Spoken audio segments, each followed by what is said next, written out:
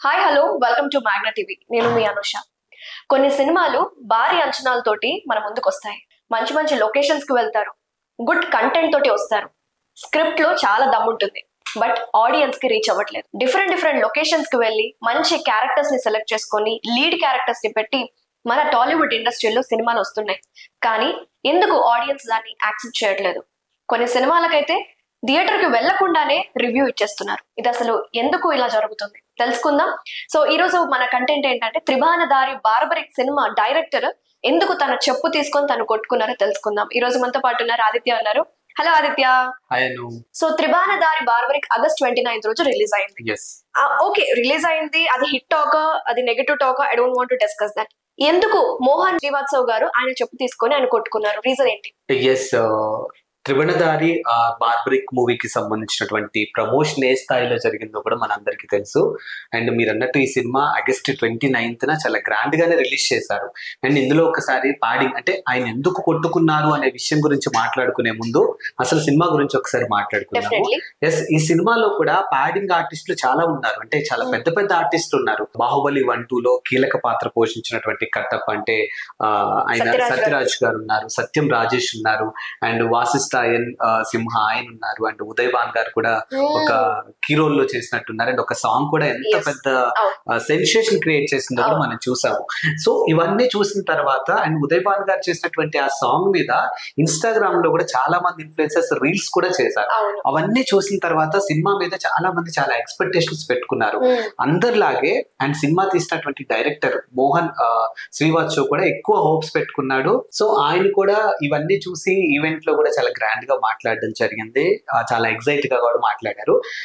ఈయనే కాదు, గతంలో కూడా చాలా సినిమాలకు సంబంధించినటువంటి ప్రొడ్యూసర్స్ కానీ డైరెక్టర్స్ కానీ హీరోలు కానీ ప్రమోషన్ చాలా ఇంపార్టెంట్ అనే అంశాన్ని వాళ్ళ మైండ్ లో పెట్టుకొని స్టేజ్ మీద వాళ్ళు ఎలా మాట్లాడతారో కూడా చాలా పర్ఫెక్ట్, అంటే ఆడియన్స్ మధ్యలోకి నేరుగా వెళ్ళేలా మాట్లాడుతూ ఉంటారు.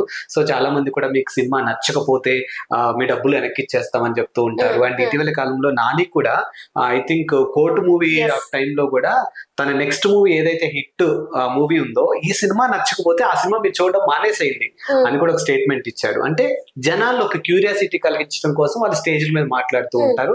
అయితే ఇప్పుడు ఇతను అట్లా స్టేజ్ మీద ఏమైనా మాట్లాడారా? ఎగ్జాక్ట్లీ అక్కడికే వస్తున్నాను. సో అలా మాట్లాడినటువంటి మాటలు జనాల్లోకి వెళ్ళిపోతే సినిమా రిలీజ్ అవుతుంది, ఎవరు పెద్దగా పట్టించుకోరు. బట్ మోహన్ విషయానికి వస్తే మాత్రానికి స్టేజ్ మీద ఏం మాట్లాడాడంటే, ఈ సినిమా కనుక ఆడియన్స్ ని కనెక్ట్ చేయలేకపోయినా, ఆడియన్స్ ని నేను అంతగా వాళ్ళ సోల్ ని నేను అంతగా హ్యాపీ చేయలేకపోయినా మూవీ పరంగా నా చెప్పు తీసుకొని నేను కొట్టుకుంటాను అని చెప్పాడు ఆయన. సో ఇది ఈవెంట్ లో ఆయన మాట్లాడినటువంటి మాట. సో సినిమా రిలీజ్ అయింది, సో జనాల్లో అనుకున్నంత ఆదరణ లేదు. సో ఆయన రిలీజ్ అయ్యి 2-3 days అవుతుంది, వీకెండ్ వచ్చినప్పటికీ కూడా ప్రేక్షకులు ఎవరు కూడా సినిమాకి వెళ్ళట్లా. ఇన్స్టాగ్రామ్ లో కానీ సోషల్ మీడియాలో నాకు అంత హైప్ ఇచ్చారు, బట్ థియేటర్ విషయానికి వస్తే మాత్రం ఎందుకు రావట్లేదు అనే ప్రశ్న ఆయన వేసుకొని ఒక థియేటర్కి వెళ్ళి చూశాడు. చూస్తే ఆ థియేటర్ లో కేవలం 10 మంది మాత్రమే ఆడియన్స్ ఉన్నారనమాట. హైదరాబాద్ సో హైదరాబాద్ లోనే ఒక థియేటర్కి వెళ్ళి చెక్ చేస్తే ఒక 10 మంది ఉన్నారు. సో వాళ్ళ దగ్గరికి వెళ్ళి సినిమా ఎలా ఉంది అని చెప్పి వాళ్ళని అడిగాడు. అడిగినప్పుడు వాళ్ళు సినిమా చాలా బాగుంది అని చెప్పారు. నిజం చెప్పండి ఈ సినిమా డైరెక్టర్ నేనే అని చెప్పేసి వాళ్ళ దగ్గర ఓపెన్ అయ్యాడు. సో అలా ఓపెన్ అయిన తర్వాత వాళ్ళు ఆయన దగ్గరికి వచ్చేసి సినిమా నెక్స్ట్ లెవెల్ ఉంది భయ్యా, చాలా బాగా తీశారు మీరు అని చెప్పేసి ఆయనకి గట్టిగా హగ్ ఇచ్చేసి వాళ్ళ ఆనందాన్ని వాళ్ళు కూడా షేర్ చేసుకున్నారు. సో తర్వాత తిని కార్ ఎక్కిన తర్వాత ఒక సెల్ఫీ వీడియో పెట్టేసి కొంచెం ఎమోషనల్ అయ్యాడు అనమాట. అంటే చూసిన 10 మంది కూడా సినిమా ఇంత బాగుంది అని చెప్పారు, సోషల్ మీడియాలో నాకు అంత హైప్ ఇచ్చారు, నేను చేసినటువంటి సాంగ్ ని ఎన్ని రీల్స్ చేశారో కూడా నాకు తెలుసు. ఎగ్జాక్ట్లీ. సో అంత మంచి ఒక రికగ్నైజేషన్, అంత మంచి గుర్తింపు వచ్చినటువంటి సినిమాకి థియేటర్ విషయానికి వస్తే ఎందుకు ఆడియన్స్ థియేటర్ వరకు రాలేదు?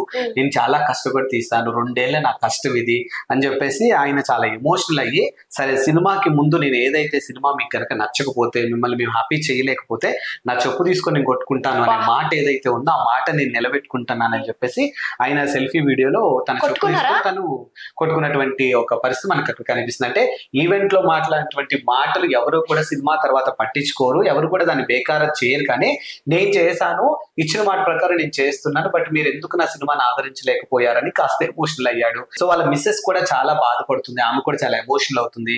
నేను ఎక్కడ సూసైడ్ చేసుకుంటాను అని ఒక ఇదిలో ఆమె నన్ను చాలా ప్రొటెక్ట్ చేస్తుందని కూడా ఆయన షేర్ చేసుకున్నారనమాట. ఎగ్జాక్ట్లీ అది బికాస్ సౌత్ ఇండియా ఒకసారి బాహుబలి ఒక రేంజ్ ని ఒక మైల్ స్టోన్ క్రియేట్ చేసిందో, ఆ బాహుబలి తర్వాత వచ్చిన సినిమాలకి మంచి రెస్పాన్స్ ఉంది. అలాగే నార్త్ లో కావచ్చు, అలాగే మలయాళంలో, కాలీవుడ్ లో కావచ్చు, ఎక్కడైనా సరే మన తెలుగు సినిమాలు అంటే చాలా మంది లైక్ చేస్తున్నారు.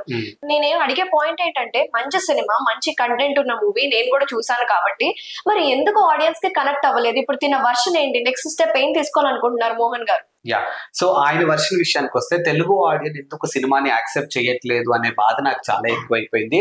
అండ్ ఈ మధ్య కాలంలో బయట స్టేట్స్ నుంచి వస్తున్నటువంటి మూవీస్ ఏవైతే కొన్ని అంటే లైక్ ఎలా చెప్పొచ్చు, డబ్బింగ్ మూవీస్ అవ్వచ్చు, వాళ్ళ మూవీస్ నేరుగా ఇక్కడికి వచ్చా అన్నటువంటి. అంటే గతంలో మనం చూసాము కాంతారా మూవీని మన వాళ్ళు ఎంత పెద్ద హిట్ చేశారో తెలుసు.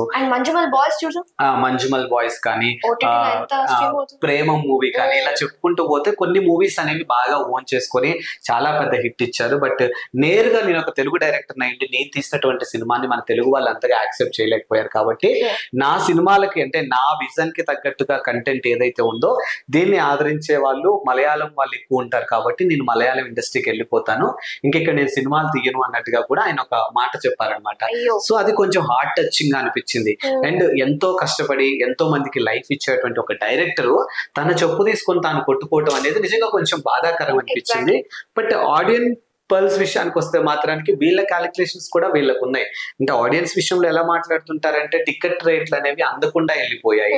సో ఒక మిడిల్ క్లాస్ వాళ్ళు వెళ్ళి ఒక సినిమా చూడాలి అని అంటే కూడా ఎంతో ఖర్చుతో కూడుకున్న పని. మరి ఇక్కడ రాంగ్ స్టెప్ ఎవరిదంటారు? ఇక్కడ గవర్నమెంట్ మారాలంటారా, లేకపోతే మనము యాజ్ అన్ ఆడియన్స్ గా కామన్ పీపుల్ మారాలంటారు? ఆడియన్ గాను కామన్ పీపుల్ గాను అంటే ఇక్కడ ఎవరిని జడ్జ్ చేయడానికి కూడా లేదను క్లియర్ గా తెలుస్తుంది, ఎవరిని కూడా జడ్జ్ చేయడానికి లేదు. బట్ ఏంటంటే కొన్ని సందర్భాలు ఇప్పుడు కమిటీ కుర్రాళ్ళు కానీ, బలగం లాంటి మూవీస్ ఉన్నాయి, చిన్న సినిమాలు అయినా కానీ ఆర్టిస్టులతో సంబంధం లేకుండా కథే ఆ సినిమాని ముందుకు తీసుకెళ్ళింది. సో క్యూ కట్టారు సినిమాకి.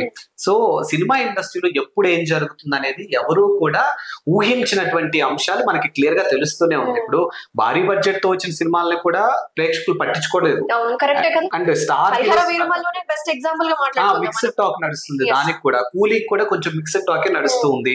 అండ్ వార్ 2 కూడా మిక్స్డ్ టాకే నడిచింది. అంటే భారీ బడ్జెట్ పెద్ద పెద్ద ఆర్టిస్టులు సూపర్ స్టార్ ఉన్నటువంటి సినిమాల విషయంలో కూడా ఒక మిక్స్డ్ టాక్ నడుస్తున్నప్పుడు ఇలాంటి సినిమాల్లో కూడా ఏమొచ్చినా కానీ అంటే ఇప్పుడు మనం ఎవరిని జడ్జ్ చేయడానికి లేదు. బట్ అల్టిమేట్ గా చెప్పేది ఏంటంటే సినిమా ఇండస్ట్రీ అనేది ఎప్పుడు ఎక్కడ ఎవరికి లైఫ్ ఇస్తుందో తెలియదు. మనం అన్నట్టు సోషల్ మీడియాలో 150 సంవత్సరాలకు ఒకసారి వచ్చినటువంటి కుంభమేళలో ఎంతో మంది పురోహితులు పండితులు వచ్చినప్పటికీ మోనాలిసా హైలైట్ అయింది. సో సోషల్ మీడియా అనేది ఎప్పుడు జీరోని హీరోని చేస్తుంది, హీరోని జీరోని చేస్తుందో కూడా తెలియదు. కాబట్టి సో ఇలాంటివి వస్తాయని ఊహించి వీళ్ళు కూడా మెంటల్ గా ప్రిపేర్ అయితే బాగుంటుంది తప్ప ఇలా ఎమోషనల్ అవ్వటం అనేది ఓకే, తన వర్షన్ లో తన ఎమోషనల్ అవ్వడం కరెక్టే. కానీ సినిమా ఇండస్ట్రీ అనేది కొంచెం ముందే ఊహించి ఒక స్టెప్ తీసుకుంటే బాగుంటది అనేది నా ఒపీనియన్. వెరీ నైస్, అది వెరీ నైస్, వెల్ టోల్డ్. మన ఇద్దరం మన ఒపీనియన్స్ చెప్దాం ఒకసారి ఆడియన్స్ కి.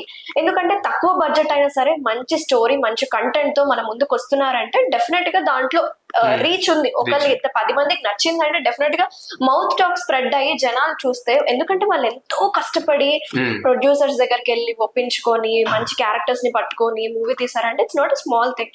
సో ఆడియన్స్ కూడా చిన్న బడ్జెట్ మూవీస్ అయినా సరే మంచి కంటెంట్ స్టోరీ ఉంటే డెఫినెట్ గా వాచ్ చేయండి. సో ఇది మా అనాలిసిస్ అండి. నెక్స్ట్ వీడియోతో మేము చెప్పినటువంటి అనాలిసిస్ పైన మీ ఒపీనియన్ ఏంటంటే, మూవీ పరంగా రకరకాల ఒపీనియన్స్ రకరకాల జడ్జ్మెంట్స్ ఇస్తూ ఉంటారు. కాబట్టి మీకేమనిపించిందో మీ ఒపీనియన్ ఏంటో కూడా కింద డెఫినెట్ గా కమెంట్స్ లో మెన్షన్ చేయండి.